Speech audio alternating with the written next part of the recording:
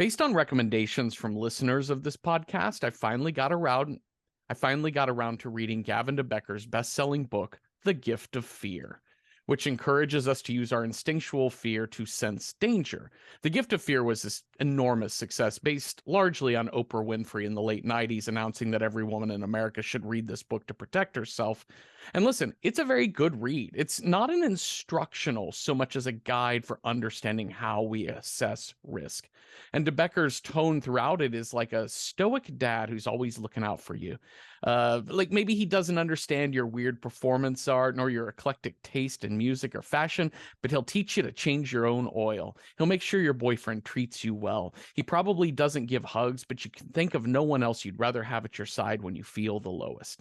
De Becker has the trustworthy voice of authority. Even when you disagree with his take, you understand, though, that he comes from a place of vast experience and, more importantly, like care for your well-being. It's all we can really ask our tough guys is to care about us, to make us feel safe, to understand our needs, and to have our best interests in mind.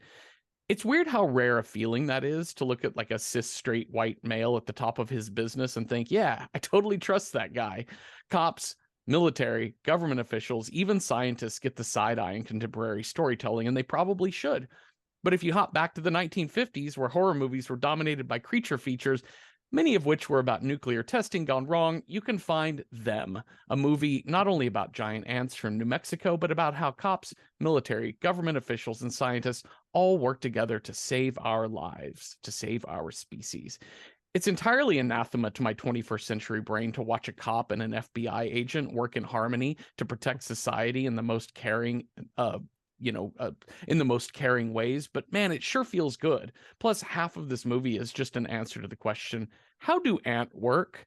And that's kind of fun too, in like a 7th grade life science film reel sort of way. Hi, Cecil. Hi, Jeffrey. What's your favorite insect? The butterfly. Of course. I mean, the butterflies are great. No, listen, the butterfly is the first answer. But I did have some box elder beetles live with me all winter long, and I became their protector and friend. Like an Airbnb kind of thing? Yeah, pretty much. Okay. Like I at one point, like, and I was very adamant because they lived outside, but like a few of them, like 3 or 4 every once in a while would manage to make it into my living space, and I would collect them and I would like put them back outside. One time I was hanging out and one of our maintenance crew came by and he was like, oh, do you want me to kill them all and spray them? I was like, no, just like they're fine. They'll ask leave. them nicely to leave. And sure enough, I did. I asked them to leave, and one weekend they all just collectively left. Yeah. I always tried the trick of just being like, stretch my arms and be like, well, it's getting late. I guess I should get to bed. And usually at that time, all the ants and spiders and big stuff day clear tomorrow. out. You all have to get eaten by birds and played around with the cat. And, yeah, I've got to record a horror movie podcast. Yeah, sure. I would agree on butterflies. I would say number 1 for me has got to be the bee. I like a bee. Just great. Rock solid bees. Love them. They communicate through dance, and what's not to love about that, to be honest? Not much, honestly, having been around dancers for a long time in New York City. Cecil, again, we did not get a guest this week, but we got a writer, a professor, and a man with impeccable horror film knowledge. We got an Andrew Scahill. Welcome back, Andy. Hi. Hey, guys. Good to be back. Yeah. Do you have a favorite insect, Andy? They have a lot of insects I don't like. I think a praying mantis is pretty cool. Oh yeah. Oh yeah. Just they're stoic. They're religious. They bite heads off their mates. What's not to like? We don't kink shame on this podcast at all. Not at all. So we got to this movie through Black and White meets Animal. Was that right, Cecil? Yes. We had Animals Attack. When Animals Attack meets Black and White film. And yeah, our discussion last week, Andy, was that this seemed like the number 1 film we should watch. This feels like seminal creature feature horror film, like right up there with, maybe not as iconic as Godzilla or King Kong, of course. Like we don't have Godzilla versus them features anymore, but but at the same time, like this does feel like the ultimate of 50s creature feature type of movies. Would that be a fair assessment? Yeah, I think so. And I think it's also the ultimate summer movie. Ants, what a nuisance at your picnic, right? That's Oh right. no, they are sugar crazy, but not as crazy as you'd think. No. There is something very Route 66 about this film. Like Yeah. going out to Alamogordo and like, it's very like, well, one of the inciting incidents is some FBI agent with his family is out in a camper van out in New Mexico camping out, Mhm. just living that 1950s nuclear dream. Good thing Yeah, it is. he Yeah. did, and he turned left into the Ant Canyon rather than right into the Hills Have Eyes Canyon. Because Classic I think they're mistake. related. They must be next door neighbors. I think so. Yeah, always check your GPS. Like, make sure That's that right. you have those maps pre-downloaded, because you don't get a lot of 5G out in New Mexico. Yeah, when there's no signal, Yeah. it could be anywhere. It's fun coming off of a couple of more recent shows. Like last month we did Barbarian for our Patreon, a lot more. Like we had a couple of like kind of in the realm of thesis horror-y type of things. We did Beau is Afraid, like with these really, really modern horror films. So it's sort of fun to come back to a classic black and white that just opens with a giant red "them" in kind of like blood splatter font on the screen. Now I have a question. This also does one of my favorite things in all of media, which is the exclamation point Of at course. the end of it. Yeah. Like, Andy, do you know anything about this? Like, why wasn't it them? Why must it be them? I think it's a signal of like it's an exploitation credit. But you're right, it is a kind of a trope that comes about during this period to add a little extra excitement to the film, perhaps. This is very much a like a drive-in movie. Totally. In which, and listen, I gotta say, the plot of this movie, you can put this shit on mute for a good portion of it, and then when you see an ant, just clue back in. So like, stop making out with whoever you're with, right? Get a little popcorn and some ice cream, and the action continues. The title is very funny to me because last week when we were looking at some of our options, the names of these movies that we were looking at were things like Cat People and Murders at the Zoo, and we were sort of joking of like, well, what is Murders at the Zoo about? It's about murders at the zoo. And so all of these titles of these creature features of like When Tigers Attack or whatever, the full plot is in the title. But like them has no suggestion of what it could be. If you just saw it on a piece of paper, had never heard of the movie, you have no idea what it could be. The other thing that I found curious, the posters, if you do a Google search, the posters all show giant ants, right? So it tells what this movie is about.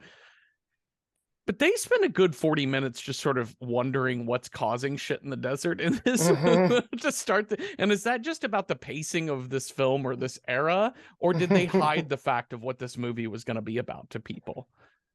Yeah, you're like, I don't know. I mean, that's a good question, because you feel like audiences would go in knowing exactly what this is, right? I don't know. Maybe that's the tension leading up to it. Maybe it's the audience having superiority over the protagonist because they know what the threat is, and yet the protagonist doesn't. It's a little bit like, well, as they're like finding sugar on the ground and the authorities are like, what, who's after sugar? I'm just imagining everyone in their like fedoras and ties and very modest skirts sitting in the audience being like, it's ants, you idiots. I have a hard time believing that they wouldn't have some of the giant ant action sequences in the teaser trailers that came out in the movie. Like, I bet people knew exactly, the like, oh, this one's an ant, the next one's a tarantula, then there's some scorpions back there. Think of at least the tarantula one is called, isn't it called Tarantula? As opposed to it. So I think it's true. It's part of this like Cold War mentality, right? That it almost doesn't matter what them is. It's it's us versus them. It's the title could have been metaphor ! Right. Is this did we read this as just a straight up like scientific sort of Godzilla thing, like the giant monsters come from, man's savage industries, right? Like we push science forward and forward and forward, and we only asked if we could, and rather instead of asking if we should do it. And so then we created the atomic bomb, which has all these like horrible byproducts like giant creatures. Is this movie like I was trying to read a Red Scare, a communist read into this too. I don't know. I feel it feels like anything could be read as that if you just have a movie about fighting something else that is insidious. Sure. I mean, but it fits in with like how communism is portrayed in the 1950s as this sort of hive mentality, as sort of existing just beneath the surface of American culture. And I think, yeah, I think that's it. Also is defined as female, which is kind of interesting versus the sort of red-blooded Americanness that we see in the heroes. Interesting. I mean, I know on previous watchings of this, I was like, okay, fun game. What if you just replace the word ant with Mexican? Right. Yeah. Yeah. Right. About outsiders, about foreigners, about This is a movie about territorial land battles. Yeah, it totally is. Absolutely. Well, let's start at the beginning, wherein we have we found a little girl in a catatonic state with a plaid coat on, just wandering, just the creepiest face. This child has a very creepy face, and she has an even creepier doll with her, and she is in full catatonic state as our main cop, Sergeant Ben Peterson, is trying to track her down, and she is she is not to be consoled. But they find also there's a trailer up ahead that has been abandoned, and when they get inside of it, it has been torn open. They find they did not take any money, which I think they didn't take any money because it was all in $2 bills, which look fake. I know. Money looked so weird back then, didn't it? Yeah. Also, were we doing $2 bills? In my lifetime, I've only ever known the $2 bill as kind of legal tender, but also kind of a gag. Yeah. I don't know. Anything's legal in New Mexico, Jeffrey.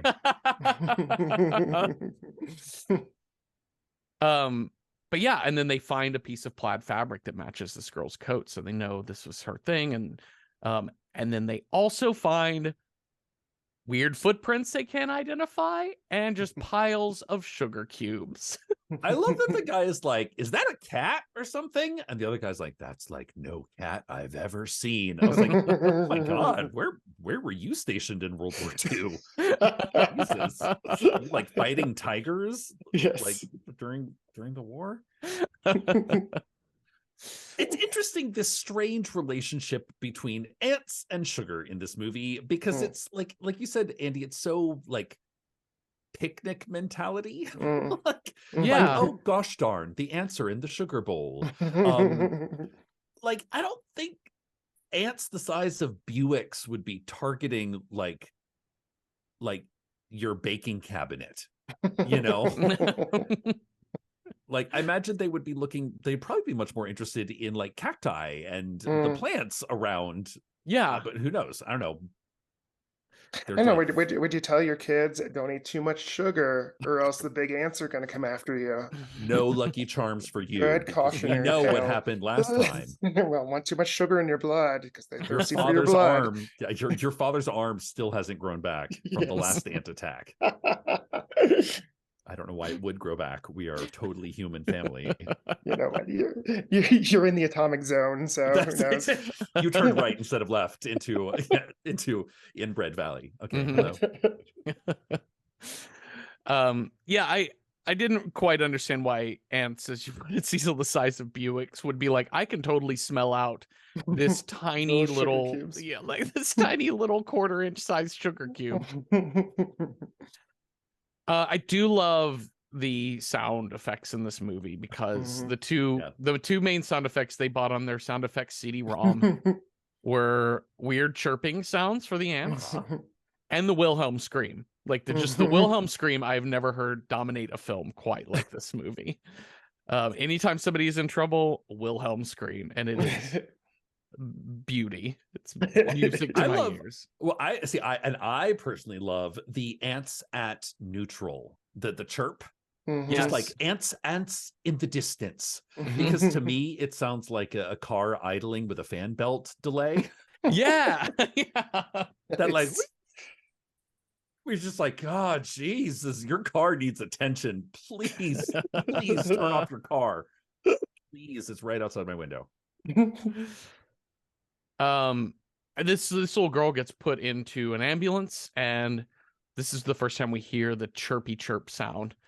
And the doctor and Ben, Sergeant Ben, don't notice her do this, but she sits bolt upright when she hears the chirpy sounds. Oh, yes. We are going to have a lot to unpack in future therapy sessions, kiddo. If she Yeah, ever talks. That's she's gonna like raise, like one day she'll be like have kids and all that, and she's gonna be the one that's like, we don't allow sugar in this house. She's gonna go all mommy dearest and like, Mhm. like super paleo vegan mom or something. I don't know, one of those Mac- words. This little girl grew up to create the Atkins diet. Yes, that's Oh it. my There you go. They're also so they head over to Ben and his Other sidekick, cop, Ed. who is Yeah. who's not long for this world. Not long for this world. They head over to Gramps' shop. And they find that this has also been ripped open and destroyed, and they find a bent like shotgun rifle, like a 30-30, I think is what they say it is. This thing's been bent in half, and they find Gramps' discarded body in the cellar. Gramps, come on, Gramps. R.I.P. Gramps. R.I.P. I love it later when they're like trying to figure out the pieces of the case. And they're like, Gramps didn't have an enemy in the world. Everybody loved Gramps. And I'd imagined him being this like local celebrity. Sort of like, well, everybody stops by Gramps General Store. Gotta catch up on, like, I imagine like the ants killed the best gossip in all of Southwest. Yeah. You know? I clocked that too, because living in a small town, like rural area, I will hear stories about people who used to live around here. And my neighbor Ed he loves telling stories and about, I don't remember the guy's name, let's just call him Harold, but the guy who used to live in the house next door to mine, that Harold was like the chief of police of my town for 2 decades, and that everybody loved him. He was just a funny guy, and he was just a real crack up, really loved playing jokes. And I'm like, oh, fun. And then anytime Ed tells me stories about this Harold guy, the more he would tell me about them, the more Harold sounded like an absolute terror of a human being. Yeah. Because he would play shit on people, and he was like super, super harsh on other people, and just like always wisecracking to the point of that guy. And also being chief of police when you're running around pranking people is an extra level. And so it made me not trust this scene in the movie. You're like, everyone loved Gramps. I'm like, I bet they didn't. I bet they Like, didn't hey, at all. Hey, do you remember that time when I cut your brake cables? That was the What a in gas. your face. It was classic. You almost died and you started praying to baby Jesus to save you. That was memories. Ben leaves Ed at the store because Ben's gonna go investigate some other thing. And we hear the chirping sounds, and Ed goes out to investigate. He walks off screen, and we hear shots fired, Wilhelm scream. Good night, sweet Ben, or sweet Ed. I'm sorry. It was in this moment that I knew, I was like, oh, we're not going to actually see these ants until at least 45 minutes into this film. Like, from this very first moment, I was like, oh, okay, they're teasing this out. I see what's happening here. It's so we get this plot point where now the police captain has done some research into this trailer, and we learn that it was owned by a guy named Alan Ellison, who is from the Chicago branch of the FBI, Chicago office of the FBI, and he had just taken a 2-month vacation with his family out into the desert. And this just kind of gets left alone. Like, it's never, it's maybe like the plot reasoning for him being in the FBI is it maybe just helps the FBI be more interested in what this case is. But I'm like, what is the FBI agent who says, I'm going to go live off the grid in the desert for 2 months? Like, what? Because this plot goes nowhere other than just to introduce our main FBI guy, Bob, in a little bit. But I was just so I'm like, I want to know this movie. I want to know why this man is like, I'm gonna go live in the desert for 2 months. I think it's just what people did. Like, I really think it's that Route 66 kind of mentality of like vacation could be, yeah, we're just gonna hitch our trailer out and go ride around. Yeah. Go to the Grand Canyon and shit. Yeah. Yeah. Okay, so now we've got, we learn also that Gramps was a great shot with his rifle too. So the fact that if they know that he shot the rifle 4 times and no other body was there, so whatever your crazy murderer must have been built like armored like a tank in order to survive this. Okay, so now we meet our other protagonist, Bob. J. Edgar Hoover, another J. Edgar Hoover man. That's right. A real quiz kid, as he's called in this. He's also like 7.5 feet tall. He's very, very tall. Yeah. And listen, men, like every single man in this film, is wearing their pants up to their nipples. So he looks even taller than that. The fashion in this, I was blown away because Bob has, he's got his pants pulled up way past his belly button, and his tie doesn't even make it to the middle of his sternum. It does seem like men's fashion back there. Whoever was doing costumes on this film really let some things go. You know? I feel like you just have to go full zoot suit at that point. Like they're only getting halfway there. You want a giant hat with like one really long feather, long tail on that jacket. Yeah, of course, pocket watch fob that goes down to the shin. Okay, so now we're gonna meet Dr. Harold Medford and his daughter, who's also a doctor, Dr. Pat Medford. And I immediately wrote love interest. Which I guess it doesn't really go love interest. It's more just that Bob has to continually make sexist cracks to Ben about how good Pat looks. I was kind of floored at the introduction to this character because because our 2 doctors get flown in on the airplane by the military, right? Makes total sense. But I was like, wait, why the fuck are they? Oh, we're so close out of World War II that all of the airplanes are like, you don't leave through a door in the side, you leave through the bottom. Like these are like wartime planes. Yeah. But in the introduction to the Dr. Patricia, it's literally like she gets stuck halfway through, so all you see are legs. And it's for like just a full minute, like at the runway at Fort Pendleton or wherever the fuck we are, just like stops, and everybody's like, check out those legs. If that's the kind of doctor that treats sick people, I'm gonna get real sick real quick. But I was like, it's just that moment of like, I wonder how she feels in this moment. Yeah. Moment of fuck this. I just love ants. My dad loves. Also, I didn't know this. The guy who plays Dr. Harold Medford was Kris Kringle in The Miracle on 34th Street. Because he's great. He makes some unworkable dialogue kind of work sometimes.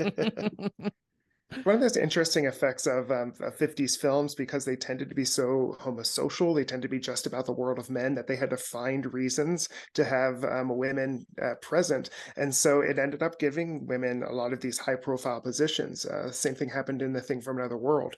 And so I think that's really kind of fascinating to kind of dispel some of these queer readings or to sort of allow for the heterosexual romance plot. It put women in positions of power.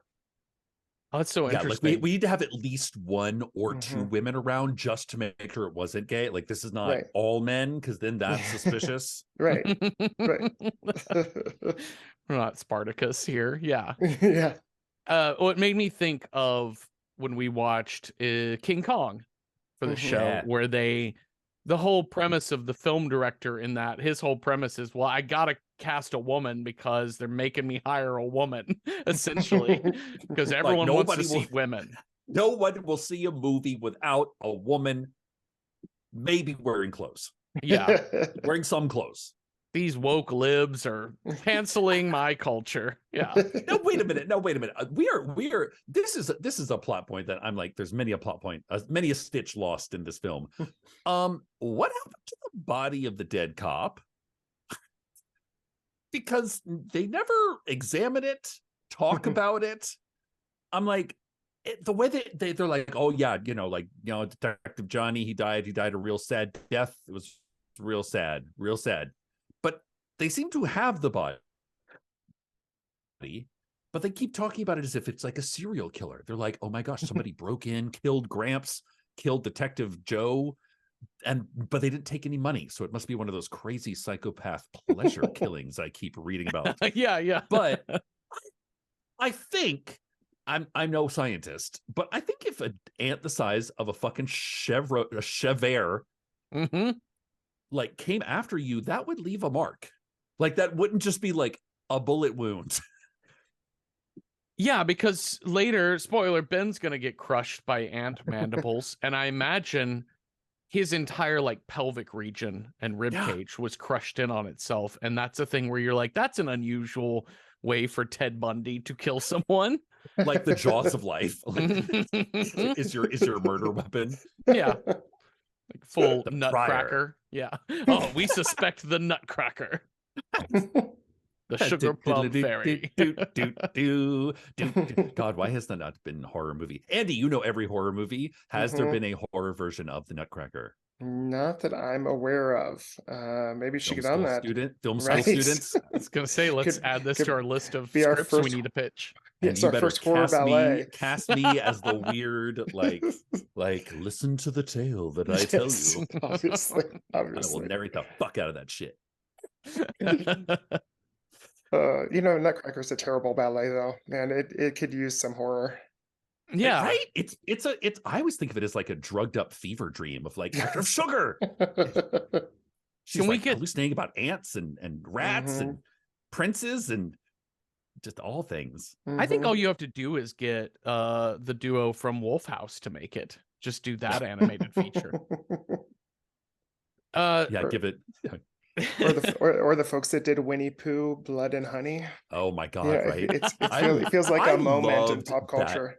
I was listening to that news story and I was just like, literally, it was like the Winnie the Pooh rights went up into like public use and like the next day. Soon as the next day, like within 24 hours, a schlocky horror movie was made about Winnie the Pooh. And I was like, hey, they sound like they had that bookmarked on their calendar a while ago. Oh yeah.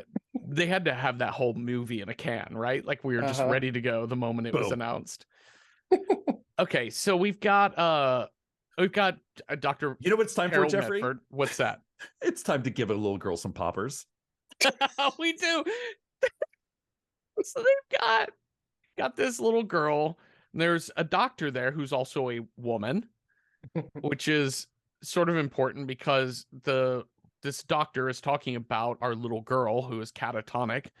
And Dr. Medford is there. Dr. Harold Medford is there, and he is kind and understanding. Like he's definitely like, I'm just trying to figure out what's wrong with her. And the lady doctor is there doing the same thing, but both Bob and Ben are over there just rolling. Like they keep cutting to shots of Bob and Ben rolling their eyes at what this woman doctor is saying every time. And I think if that's done nowadays, it's to let us know what shitheads these two guys are. Yeah. And in this movie, it seems to be like, well, of course, it's hard to hear. A woman might be right, but it's kind of hard to hear her say it. It's kind of the essence.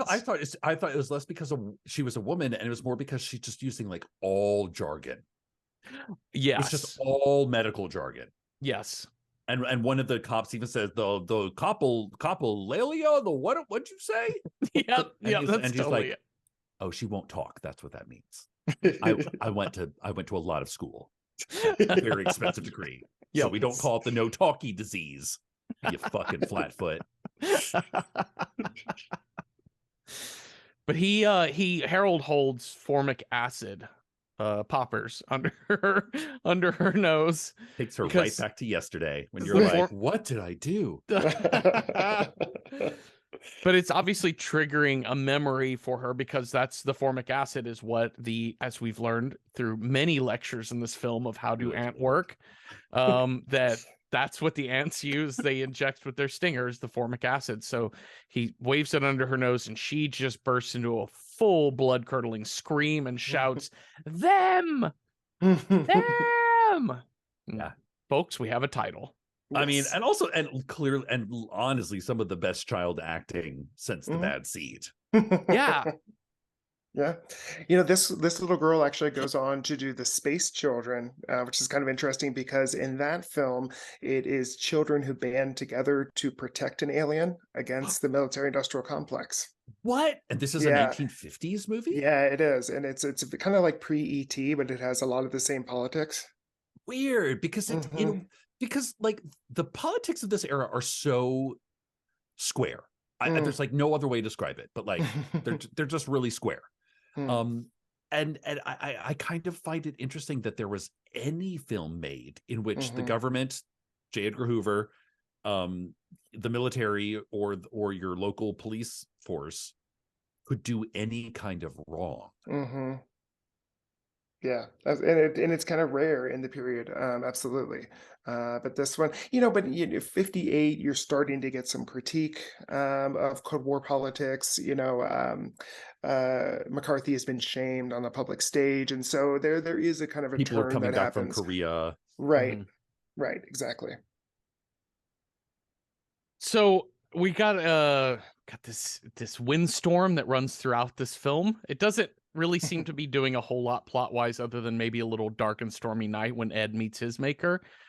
But also it just made me wonder, did they just write that into the script because it was windy every day they were shooting? They only had like 3 weeks budget.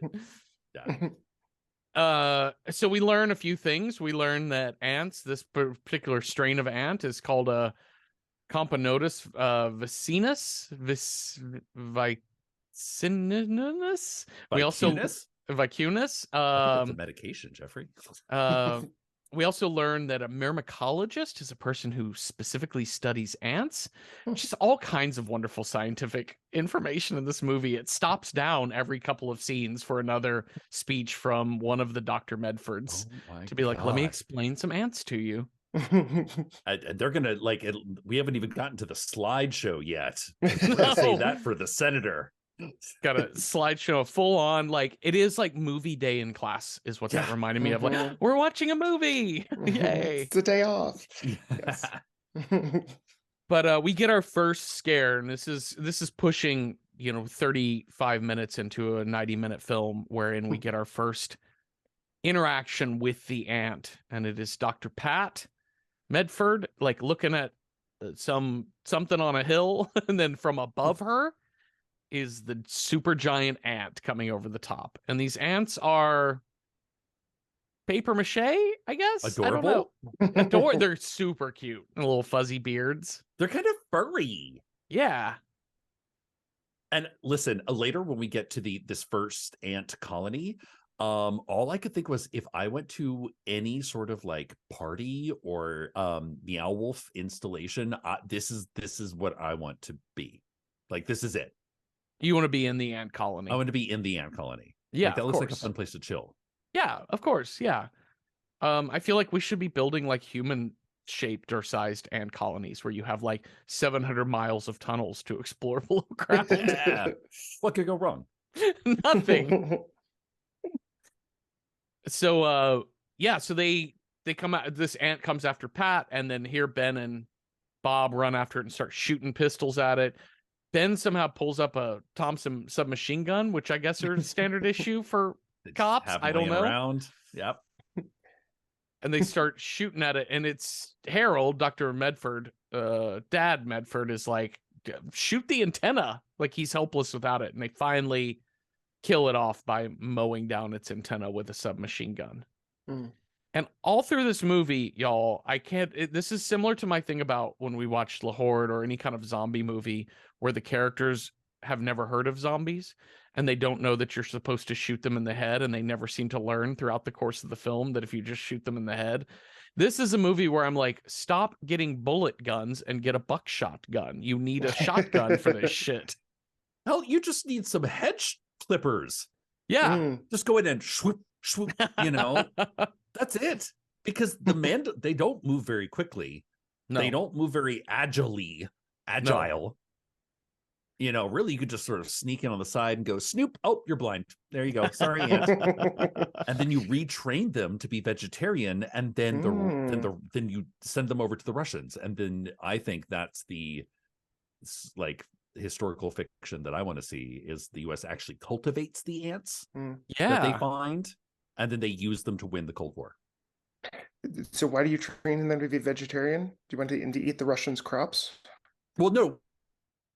Well, I mean, yeah. I mean, that's sure, one way to here's win. the thing. Well, here's the thing. No, when they find this colony, they're like, oh, this is the whole thing. The ants are so hungry.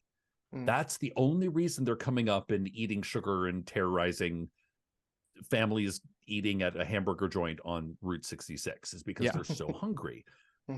But I was like, okay, why is kill the default setting? At no point are they like, well, what if the ants just live here now? Like, what if we just set up a fence around the, or we start making ant ranches? Yeah, like where the ants are like horses. You could just ride them. Yeah. Like they seem like an asset, not an enemy. But I mean, these ants are just very hungry. So they're going to eat your girlfriend if you don't, like, I don't know. So, like, I don't know, give them a cow to eat. But then those ants are going to grow up to be like, meat eaters. Then you have man-eating ants, and that seems kind of a bad idea. I was thinking vegetarian ants. Oh, I see. Yeah, you could, like, put a saddle on a ride. Like that's a Marvel movie. That's right. So we then learn that ants use their mandibles to hold and tear their victims, and it's the stinger on the back that they use to zap it and kill it. And so what do they use to eat sugar with? Well, that's the thing, is that like ants, from what I understand of ants, is that they take food and they bring it back to their colony. Yeah. So it was really weird that they're killing people, but then not treating it like food at all. Like they're killing people, but then just leaving Gramps' body in the cellar of his general store. Or Ed the cop or whatever, or just random people. They just kind of like crunch them and then they fall down. Maybe they're just really nervous. Could be, like we caught them unawares. Yeah, they're only 9 years old, so they're pretty dumb. I think a lot of asshole behavior comes out of just simple social anxieties, and so that's probably ants. Oh God, you have like the friendship of an ant. So let's talk about this plan to get rid of the ant colony. Okay. Oh, actually, quickly, there's only two options. There's only two options here. But just let it be or firebomb it to High Holy. No, it's either we blow up the whole thing or we gas the whole thing. Those are the only two options. And we did both. We also had the notion of flood the nest with water, but as it's pointed out to Dr. Medford, we're in a desert. I don't know if I have water for you. Fucking square up, 4 eyes. We're in a desert. Duh, we don't have water. That's science. There's a weird thing in this movie too with, this movie is mostly pretty serious. It has some kind of funny lines like any good summer action movie would have. But the thing that feels really forced into this film is Dr. Medford as bumbling guy who's actually kind of smart. Because they really just put two scenes. One is where he doesn't know how to put on his goggles right, and Ben has to show him. And the other is where he's not using the correct formatics for talking on a military intercom system between helicopters. And then that just makes Ben look like a pedant, right? He's just... But okay, so they're gonna firebomb this fucking anthill. And what do they do that with? They pour gasoline around the front and then shoot the gasoline with bazookas several times. Which causes, as one does, which causes like that'll heat up the surface, that'll force the ants down. I'm like, bitch, all you're doing is just like, what are you setting on fire? It's dirt. Like you can't set sand on fire. No matter how much gasoline you put. Oh, okay. And you're gonna do this over like a football field? Good luck. I would like to talk about how the pyrotechnics in the scene are just fireworks. That they really just have like sparklers going off every time they fire the bazooka. There's like a beat. It's like fire bazooka beat, and then in the distance you see fireworks. Boom. I mean, this is a classic day scare film, so they're like, Yes. it's got to show up on celluloid. So fireworks are your best option. Perfect. Yeah. Yeah, so they set the entrance to this place on fire. They throw cyanide gas down in there, and then eventually Bob and Ben are going to go down in gas mask suits, and Pat's going to come with them. Bob is like, it's no place for you or any other woman. And I do like that she gives him the speech. She starts it with, look, Bob, which is a great way to start your speech. Look, Bob, there's no time to give you a course on insect pathology, so let's get on with it. Good for you, Pat. Yeah. They get down there and they find a bunch of dead ants. And they have to fight a couple of ants that were trapped in some other cave and didn't get gassed. So they blowtorch them. And then they find the egg chamber. And they AKA torch party room. Party room. Yep. But Pat points out that they were like, well, shit, there's a couple of these eggs that were hatched already, and those are queen eggs. What?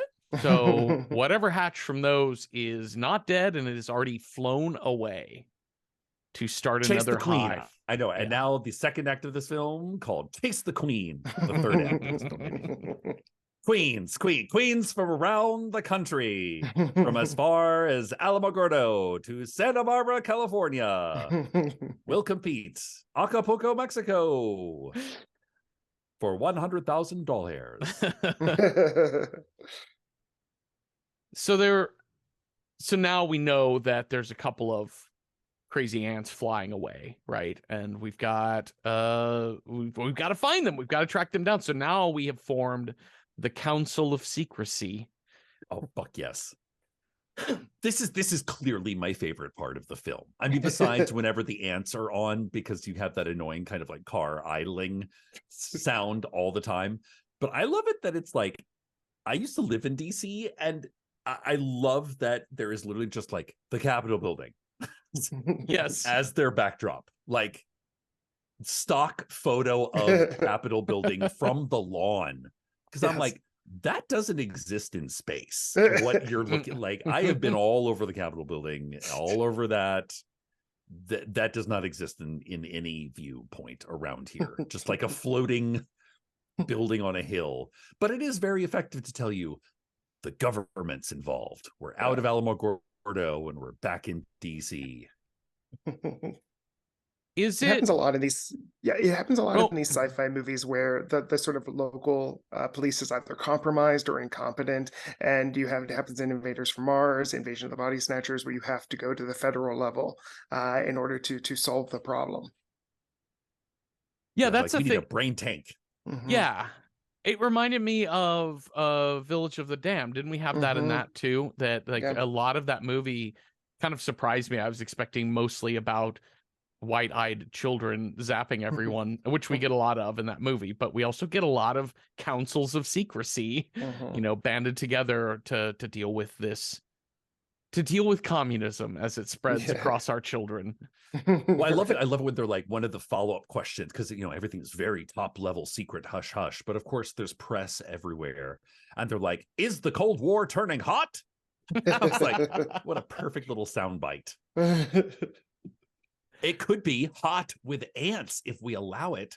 That's right. But no, we're just gonna fucking murder our natural resources like we do every time. That's right.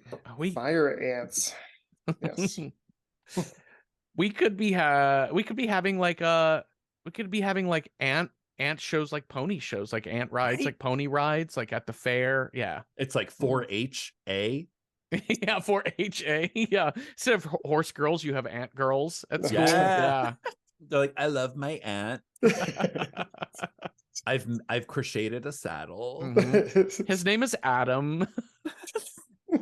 Adam Thunderguts. Okay, so this is where Dr. Medford says, I've prepared a short film about common ants. God. And I just like rolled backwards in my chair. I was like, here we go again. It's another, there's so many scientific lectures in this movie, and they put a movie within a movie showing again, how do ant work? And we understand, and this is more along the lines of letting us know the important information is that queens can keep laying eggs for 15 to 17 years after the initial mating. So whatever these giant queens that got away are, this could go on ad infinitum. And then ultimately the lesson here is that like humanity could be extinct within a year if we don't do something.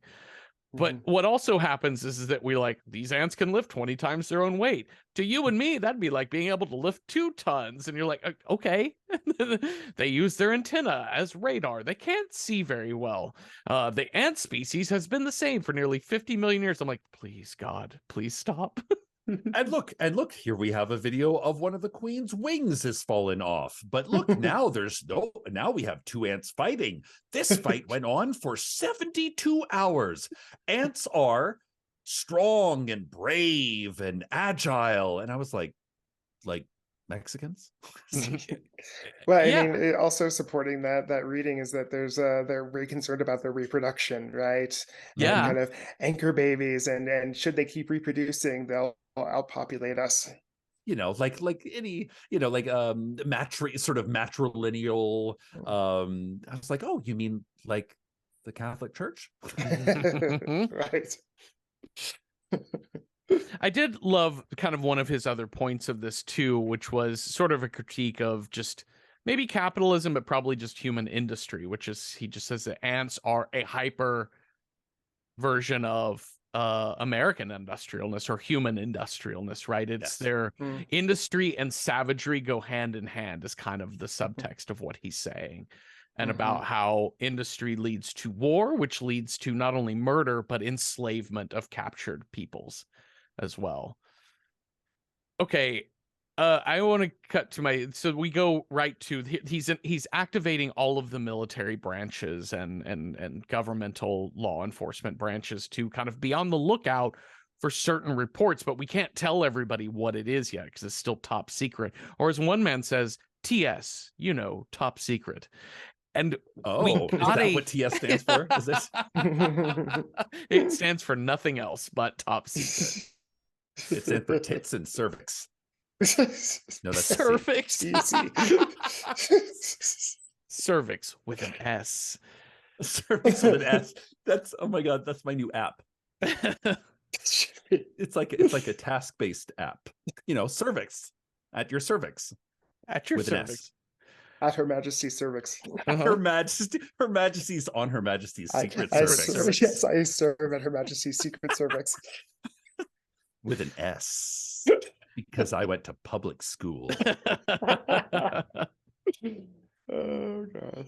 Can we talk about this sign that they put up in the Army headquarters? Love it. It is a movable type sign that just says, all caps, monitor all news for 1, kidnappings. Okay, definitely. Total Amber check. Alert. Yeah, okay, I will Amber totally. Alert. Yeah. Okay. 2, unsolved murders. Definitely. Yes, we should look for Plenty unsolved of those murders. around. Totally. 3, alleged suicides. Okay. Yeah. Right, questionable. Right.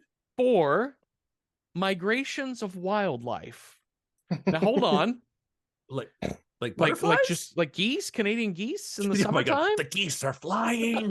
call the cops. I think number 5, it gets kind of weird though. Oh, 5, we really go off the rails. 5, thefts of sugar, syrups, and sweets. Bitch, these ants ain't trying to break into a Waffle House.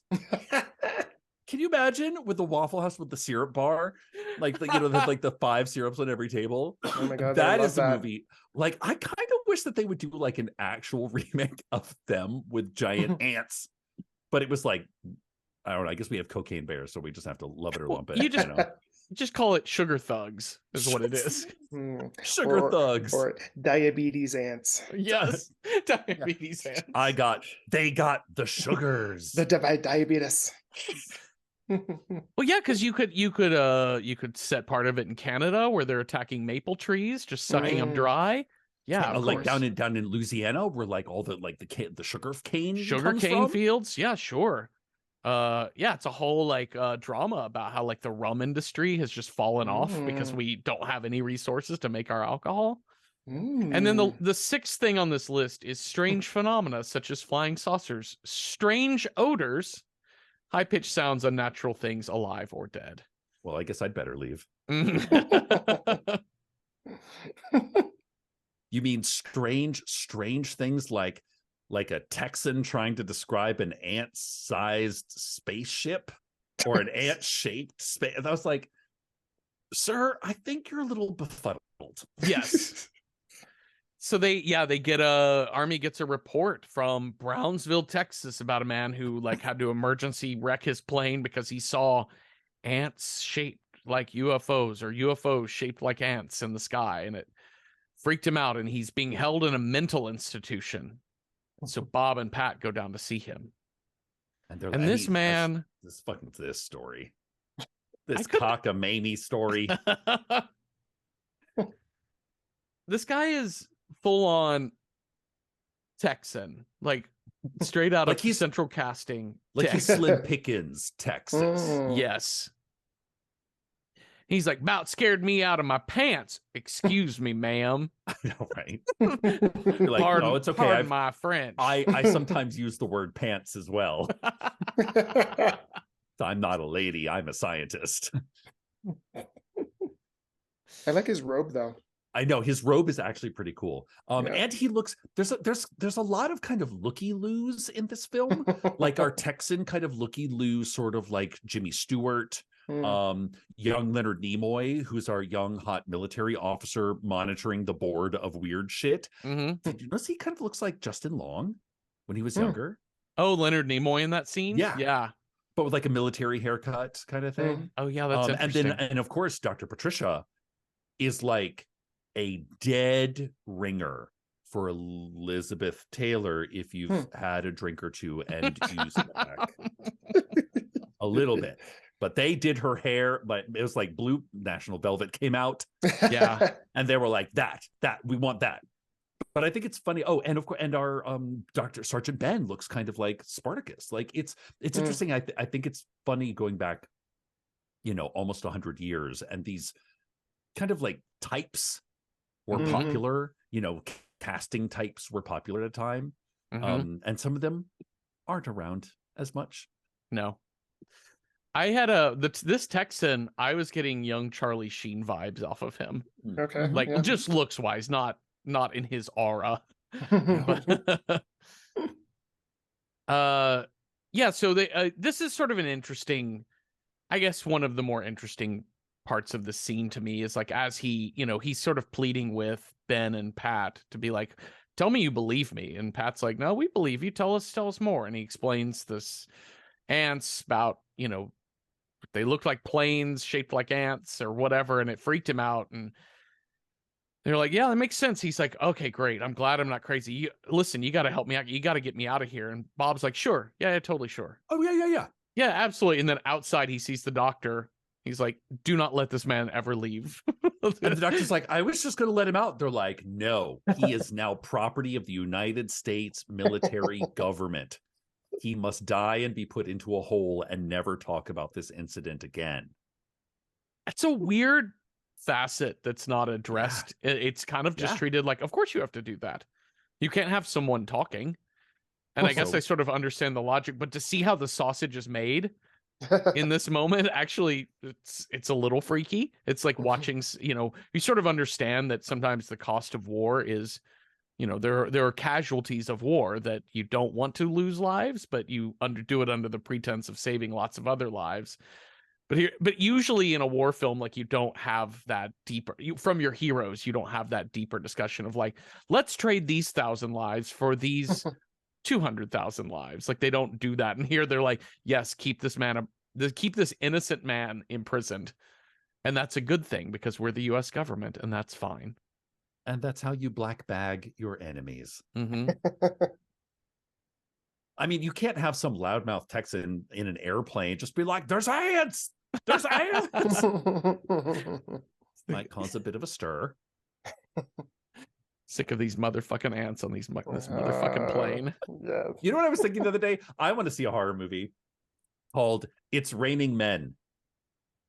And it's in which literally in which it just literally rains men. Yeah. No explanation. Is it aliens? Are they demons? Is it the reverse rapture? We don't know, but the cleanup is terrible. Oh, it's and it's disgusting. just about like living through a 3-day It's Raining Men men storm. Yeah. Yeah. Huh. Okay, so now we're getting word. Nothing from either of you. I'm You're like- just No, yes, I'm that agreeing. is an I'm idea, s- Cecil. Honestly, I'm stuck on reverse rapture still. I love that idea of like God going, there's too many people here, gotta make Just some like- space. Yeah. Down the chute. These were the unfinished ones that we had just lying in the back of the warehouse. Yeah, exactly. I thought they were chosen. They're not. They're douchebags. Get rid of them. Turned out to be dicks. So back to Earth they go It's at raining a some very men. high velocity. Can you imagine the tagline for It's Raining Men? It would just be Hallelujah. I love that. I love that. So we're now getting word that there is a Navy ship at sea that has been Headed to Singapore. heading to Singapore from where do they say, Acapulco, Mexico? Yeah. Which Family. okay. Yeah. There's probably a ton Panama of trade. Canal, I guess. Sure, something. why not? Acapulco's So we're on that now side, right? we're now getting word that there's one of the two escaped mother ants or queen ants got aboard this ship and is attacking these people, and thank God we cut to a shot of the people on the ship.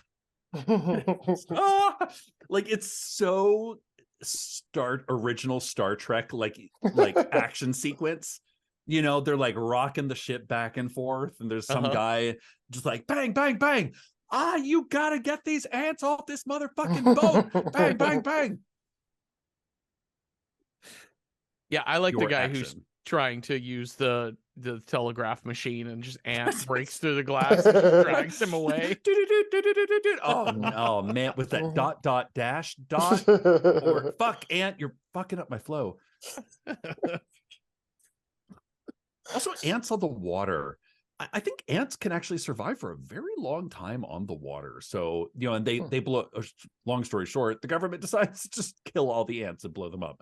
Yeah. They save some of the crew. I like how they're like, yeah, we tried sorta to get some of the crew off, and they're on a battleship that we're now just going to keep doing laps around like the Bermuda Triangle while we keep this story under wraps. Another black bagging of sort of military personnel involved with the ants. Yeah. This movie never draws into question at all. Like, it never questions that authority. I just found this movie so fascinating, what you were just talking about, Andy, that it's kind of later in the 50s, especially after McCarthy and Korean War, as you mentioned, Cecil, that we start questioning authority a little bit more. You know, now we're in full on like some fuckers don't even believe the moon is real, right? Like, it's kind of all What all is an conspiracy election? theory. What is an election? How can you count an election? What? Huh? Right. Yeah. You can't prosecute me. I'm a sovereign state. Yeah, That's right. God. I'm just saying you should make up your own mind like I have. And but in this movie, it is so of a mindset of an era that like these people are to be trusted. And obviously, Dad has to make some tough decisions sometimes, but it's for your own good. It's for your own protection. So when You're he not- cuts your brakes, it's a joke, not right. a threat That's right. That's on your right. life. Get a sense of humor, buddy. I know, right? Grow a thick skin. But it's so funny watching like the way shit used to operate when we were used to operating under wartime conditions, Yeah. rather than peacetime conditions. Because just the way everyone interacts, the way the cops and the FBI people and the government people, the scientists and the reporters, like all the different sections of the monoculture, it's all at a like, nope, sorry, Johnny, it's a need to know 1010 420 1010 420, so you can't know because it's a 420 operation. Yeah. Is I love it. predominant. I love a 420 operation. Listen, this is the a high class 420 operation. 3 rosebuds. My favorite here, we're now getting to my favorite plot point in the movie where Ben and Bob have to go out to Los Angeles to investigate a massive sugar theft. Shut your mouth. And there is a So moment, dumb. the interviews So with the dumb. people in the last third of this movie are so good, because one is this rail yard worker whose supervisor accused him of coordinating Like, the being theft. a fence. Yeah. Yeah, coordinating the theft of like 700 tons of sugar. And this guy is like, why would I do that? Like, have you ever heard of, is there a black market for sugar? What's your fucking thing? I love it. He's like, you ever heard of hot sugar? It's like, yeah, she dances every night at the bar right outside At the of town. Flamin' Beaver. Yeah, I know, right? Hot sugar. Like, fuck, that sounds awesome. But it's so, oh man, these rubes. They're a bunch of fucking rubes. Americans were. The best is the woman, the young woman that they interview, because they have a couple of other witnesses, like people that may have been like caught speeding in her case. Yeah. She was caught going 60 miles an hour over the speed limit early in the morning, and they're like, well, you must have seen something. She's like, no, I was just speeding. They're like, you must have been followed by something. She's like, no, I was just trying to get back home. Where were you? I was at a sick friend's house. Tell us more. I'd rather not, because he's married. And they're like, you can go now. I just really had to get to my house where I live before priceless. My husband wakes up. Yep. But sure enough, we get there's a missing persons. There's some missing persons report. And I think that's the clue that leads them to like the productive. Yeah, the productive line, which is two productive witnesses. One is Mrs. Lodge, who is the mother of. So they found a body of a man out in like Santa Monica Pier or something like that, and and his kids are missing as well. And Mrs. Lodge is like, he used to always take them to like MacArthur Park and go boating or go skateboarding or go do whatever. So I don't know where he could have gone off to. The other interview they have is is with Jensen the drunk. Oh dear. Does anybody want to talk about Jensen the drunk and why we didn't make this a full-on musical? It's in a musical. Not since Halloween 3 has there been a more delightful plot point drunkard, hobo. Yes, that's right. Yeah, Jensen can see the giant ants outside his window at night. In particular, they hang out by the LA River, which is just right outside his window. He's got a scenic river view, y'all. Nice. I mean, this is that era of like, pink elephants. Is it pink elephant? Like getting so drunk that you see pink elephants. Like this is, we're like, what? Alcoholism? That's not even a word. What are you talking about? No, alcohol is what you use to kill the pain that life produces, and that's what America is built upon, right? So these men, they're fine. They just see giant ants. It's a very American thing that they're doing. I love that they referred to, when they go to see Jensen, they talk about, he's referred to, before we get to the scene, it's referred to the fact that he's in the drunk tank. Mm-hmm. And I know what a drunk tank is. Like I never happened to me, but I've known plenty of people that got picked up for PI. I've spent a night or two in the drunk tank. In the drunk tank. And the drunk tank is essentially means just jail cell full of drunk college kids or drunk. Well, other usually they're people. padded. Usually they're padded and they're very easy to clean. Okay, there you in go. My experience. But just hose them off. Oh yeah. Like there's no seats, no nothing. It is literally like padded room. But this is really nice. Like he's got his own bed. He's got a bed. A bed and a ward. And they do kind of say he's like in and out of this sort of like short-term stay. Yeah. Like rehabilitation thing. Medicare for all, y'all. That's what I'm saying. Universal. So so now we're thinking like, oh shit, look at that river, because the LA River is all like concrete lined, and there's little holes, all kinds of tunnels and shit that go to there. And I love a good police evidence search where all of the evidence is kind of in one place and it all perfectly adds up. They're just like kicking shit over with their shoe. They're like, look, I found a clue. Hey, Johnny, you better come here. I found another clue. Yeah. This leaf could be a clue. With the footprint underneath it? Yeah, I know, right? Yes. With that like Yes. a weird ant-shaped footprint. I want to know, can we talk about this fucking footprint? No. Just no. Like, there's no way that any zoologist was like, okay, it's like the size of a bear paw print. Mm-hmm.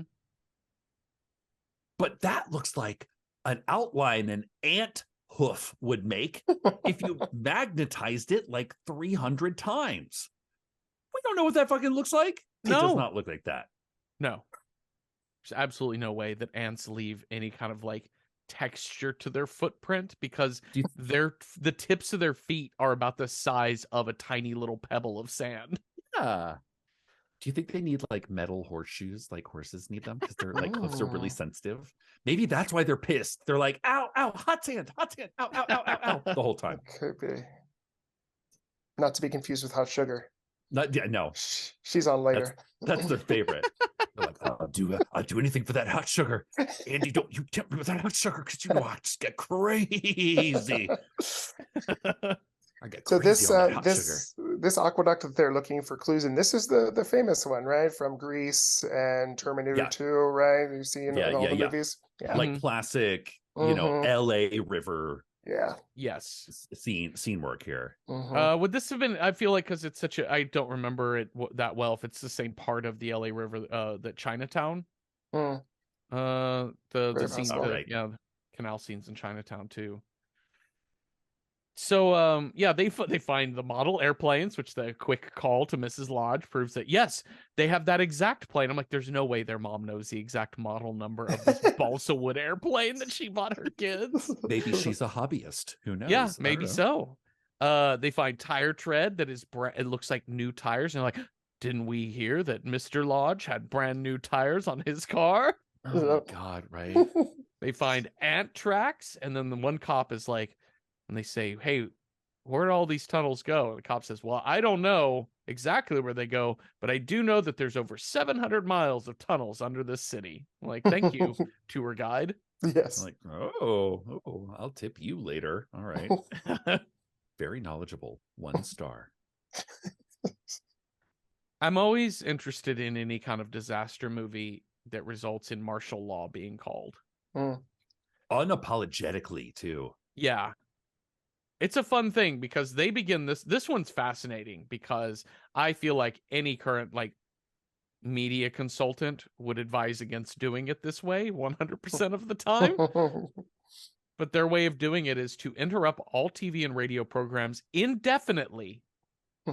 So for the foreseeable future, you are not getting Family Feud. You're not getting Days of Our Lives. You're not getting Mama's Family. No, you're not getting Young Sheldon. None of these shows are available to you. What you are getting now is, by direction of the President of the United States, the Governor of California, and the Mayor of Los Angeles, this city is under martial law. Your curfew is 6 p.m. And then he says, it's because we discovered some giant ants. And I'm like, okay, no, you didn't. And then society exploded.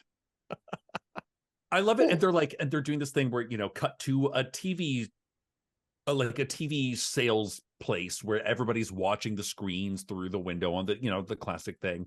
Cut to a bar, the guy's face is on the bar TV. Cut to the, you know, the Chevy Bel Air with like the radio knobs. And it's kind of got, you know, military sort of sweeping into Los Angeles, and everyone is very benign. Yeah. Like, Invasion of the Body Snatchers benign. Because you best believe if I heard this is not an emergency test of the emergency broadcast system. This is an actual emergency. There are giant ants in Los Angeles. Shit would be on fire within 3 minutes. Yeah. Like, general pandemonium is the name of the game, I would think.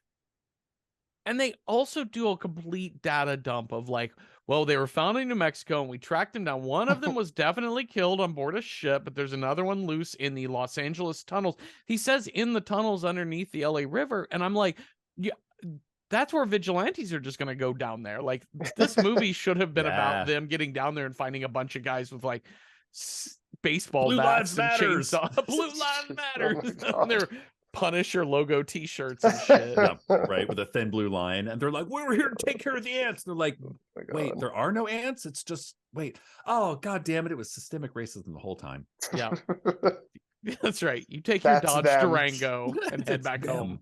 It's them. So now that gives us time that night. We're gonna go.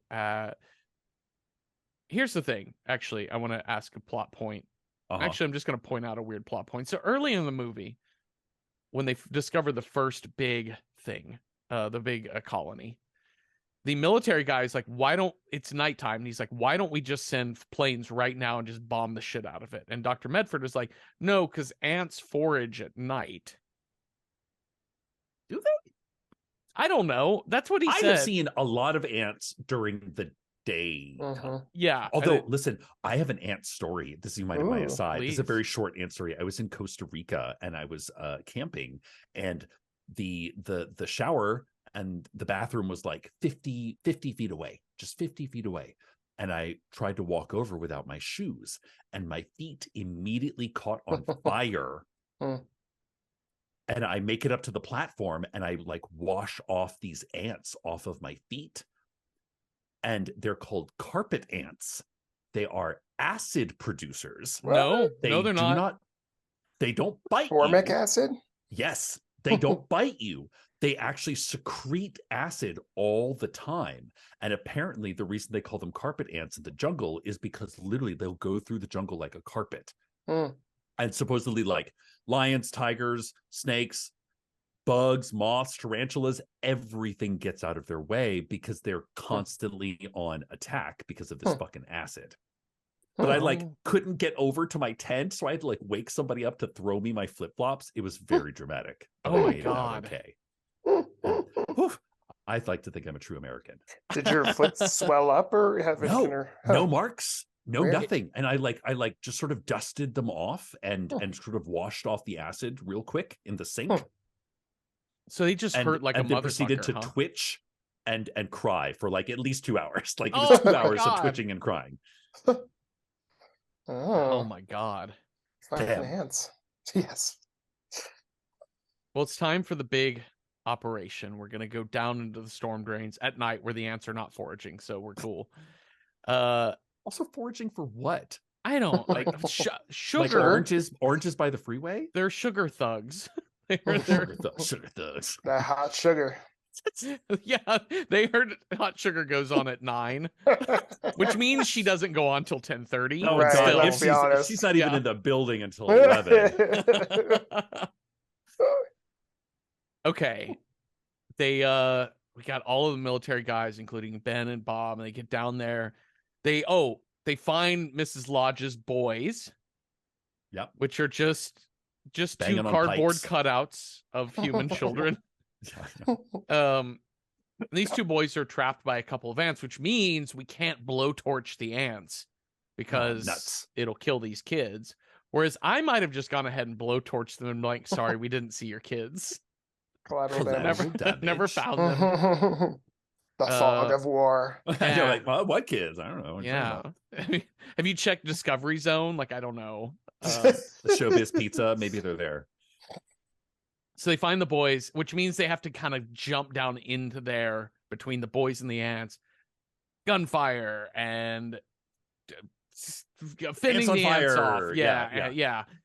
Like the last 30 minutes of this film is just the sound of Tommy guns and because the ants are just on full alert all the time. Yeah. It's like that is the soundtrack of the last half hour of this film. I like that Ben uses the most amazing 2-word phrase in this whole movie, which is he says it's right before he discovers the ants and the boys, but he's like, I know we're on the right track because I can smell it. It's a brood odor. Ew. Which are two words no one has ever put together ever. Brood That odor. is my favorite brand of poppers. It's from Denmark. Yeah. So you know they're good. Right. They'll fuck you up. Is that one of the little car freshener tree things that you hang? Do they have Brood one that's odor? brood Brood odor. odor? Oh my god. Only if you work at Meow Wolf. Yeah, totally. Okay, so Ben gets the kids, gets them up a tube. I don't know. Like We're a gonna go see Blue Man. some kind of Off to see pneumatic Blue tube. Man and take shoots their them up Staten there. Island ferry tour. You heard a Super Mario sound? I know, right? Whoosh, whoosh, whoosh, whoosh. Yeah, he sent them to the warped. bonus level. Bling, is bling, what he bling, bling, did. bling. Yeah, where it's just the just coins level. Those were the best. No enemies, just coins. But Ben gets grabbed by ant mandibles before he can leave, and he issues another Wilhelm scream. Everybody sounds like Wilhelm in this movie. And unfortunately, when Bob gets to him, we have our classic, like, I don't think I'm gonna make it, but the kids are safe. I love how like the military walks in shooting at the ant holding their guy. Yes. And I was like, y'all, stray bullets. Yeah. Because you're shooting very close to your friends right now. Again, hedge clippers, if you feel comfortable getting close enough to the ant, would help. Like, but I also think taser, a like shotgun. the cattle rustler taser thing. I think a shotgun, because you can hit from a distance and it's a scatter shot. Yeah. And so you're just more likely to like shred those antennae. But they don't ever think of that because we need our Thompson submachine guns. Actually, samurai sword would be a very effective weapon against a giant ant. Totally. Absolutely. Teenage Mutant Ninja Turtles versus them. Okay, unfortunately, in the firefight that ensues now between it's not a firefight between the ants and the humans. It's just the humans. The ants are just like firing ants. back like sick burns. They're like, you suck. It's an underground rap battle. That's it. This That's actually right. turns into a rap battle between the United States military and giant ants. That's right. So I bet you didn't know that's how this movie ended, but that was the ending I got. It's DJ Brood odor. Doesn't go until 3 a.m. on the second stage. Right. But in this, they chase the ants back down the tunnel, and then Bob, leading the charge, goes to follow in, but the tunnel collapses behind him, so it's just Bob versus the ants. That's another great title. Bob versus the ants. Joe versus the volcano. Bob versus the ants. Like that. It's kind of an underwhelming firefight where the ants almost get him, but then he fires back and kills them. But he does manage to find the queen colony, the queen's quarters, the queen's chambers, and the thing. And her concubines? What? Her ladies in waiting? Yeah. Her aunts. I like how the doctor kept referring to the baby queens as princess ants. And then I just imagined like a whole line at like Kmart and Target in like heavily gendered like little kids onesies just being like princess, and it just has like a carpenter ant in like really cute font, but it's like a hyper realistic photo of a carpenter ant, like hyper real, like ugly as fuck. I was like, new at Target, just in time for Pride season.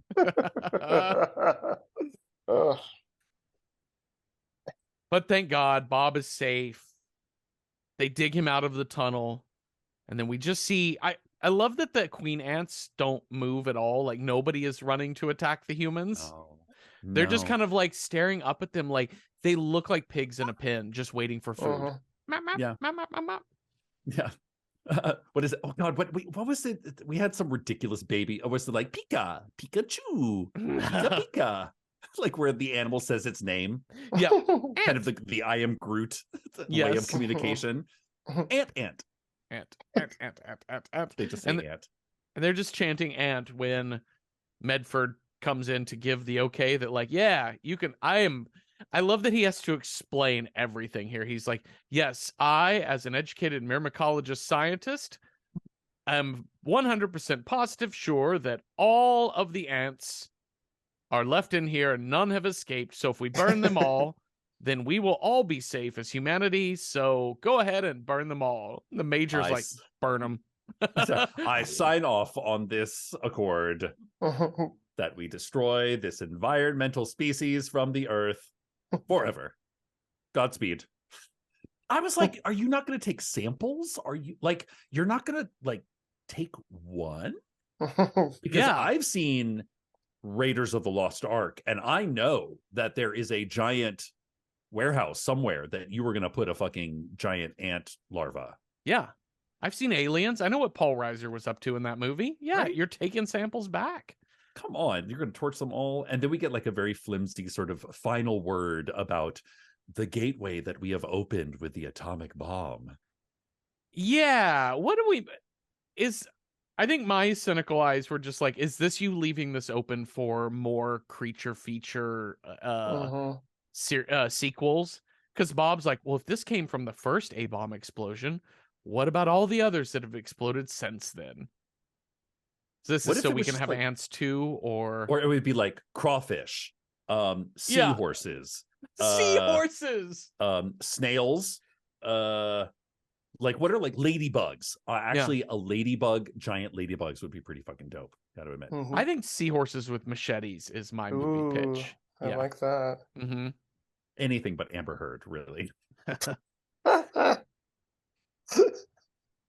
Okay, we get a thing from Dr. Medford who ends this movie of saying like, nobody can predict what will happen in the new world. Good night. The end. Boom. Movie over. No credits. Cut to burning ants. Cut to the killing fields in Cambodia. Let's rate this movie. What shall we say that? Yes, let's. All right. So if you're horror squeamish, on our squeamish approachability scale for the horror averse, with 1 being like not at all approachable, like funny games, right? Not approachable if you're averse. 10 being super approachable, like Over the Garden Wall, super approachable. I would give them like 8 out of 10 broken shotguns, right? Wait, who would you give 8 out of 10 broken shotguns to? Them. Wait, who? To the sugar thugs. Oh, okay. Sorry. I was just trying to get a who's on first going. Oh, yeah, I know, I agree. To them. To whom? To who? To them. You know. I see your confusion. It's them. What? Oh. I would give them 8 out of 10 broken shotgun. I don't know. It's a 50s. Like, it's pretty approachable. I mean, I would borderline give this a 10 out of 10 just because it's that's 50s. What I would give it. It's the only thing I will say. I only lowered it because of, I think there's a lot of people I consider myself included, where I freak out looking close up at bugs.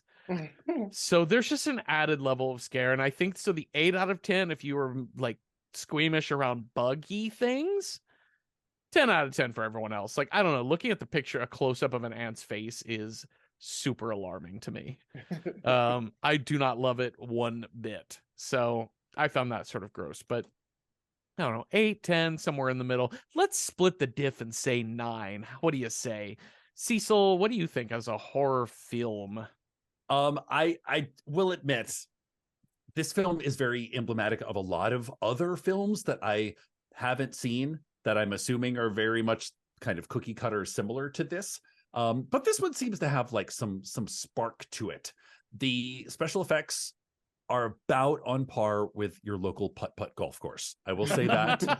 That is the level of scare we are working with. However, it is so fun to make fun of the 1950s. And for that reason, I give this a 5 out of 10. Ant poppers. Ant brood smelling poppers. Andy, do you have any other thoughts on this movie or ratings or anything to talk more about this film? Is this the scare scale that we're on? Well, I usually just rate it on scare scale. Mm-hmm. Cecil just is like, where does it fit in the canon of horror films?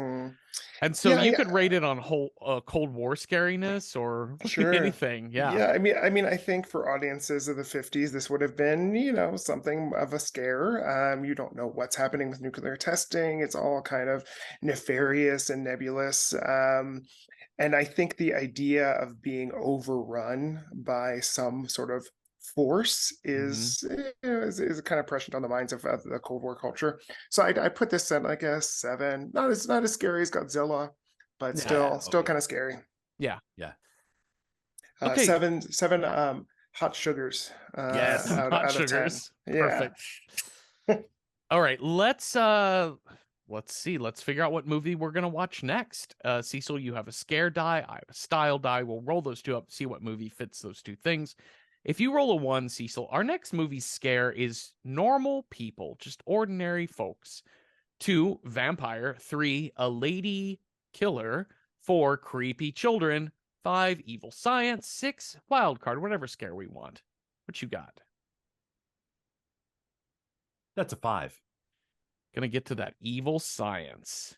All right, we're Oh. gonna match up evil science with the style I roll. If I roll a 1, our next movie is sexy in some way. 2, action fantasy, something that kind of is on that realm of the horror subgenre. 3, animated or musical. It's got to be one of those two things. 4, something with a good day scare to it. 5, New York, New York, something in New York City. Or 6, 75th percentile, something 75% or higher on the aggregator sites. So let's see what we got for style. I got a 6, 75th percentile evil science. Nice. We need good evil science. Good movie. evil science. So Or a popular have- evil science movie, I should say. Cecil and I have a bunch that we kind of wrote down, and then folks on our Letterboxd, I'm positive, have given us some good recommendations as well. And then we also have Andy Scahill here, who has given us amazing movie recommendations in the past. So I'm sure we can find something here. Since there's going to be a lot of these, let's move sort of quickly. We have Wes Craven's New Nightmare. We have Julia's Eyes. Oh yeah, I saw that. I don't know Julia's Eyes at all, but it looks very much like, oh no, I've had an eye transplant with a killer's eyes, or like one of those kind of stories. That's the vibe I'm getting from this as well. I also haven't seen it. Island of Lost Souls, 1933, is another classic. Like, I'm trying to make cat people and shark people and dog people. That's pretty evil science. This is one that I don't know is available for streaming, but there's that. Other classic old films, The Fly from 1958. We've seen Cronenberg's Fly. It'd be fun to go back to the original. The Invisible Man from 1933. The plot is in the title. Frankenstein, 1931, all time. Oh wow, you haven't done that. Wow. Yeah, we've not done Frankenstein. A couple of modern movies, Ex Machina. Oh yeah. Is Bad Science, and Crimes of the Future probably fits that as well. I don't know this one. That's the newest Cronenberg. Oh, gotcha. Cecil, you want to pick through a couple of the letterboxed ones to see what we have? Let's see. Ant or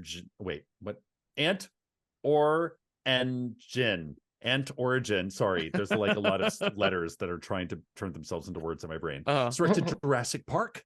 Sure. I mean, the Action original horror. scare, those velociraptors were scary as fuck, and that's definitely some questionable science.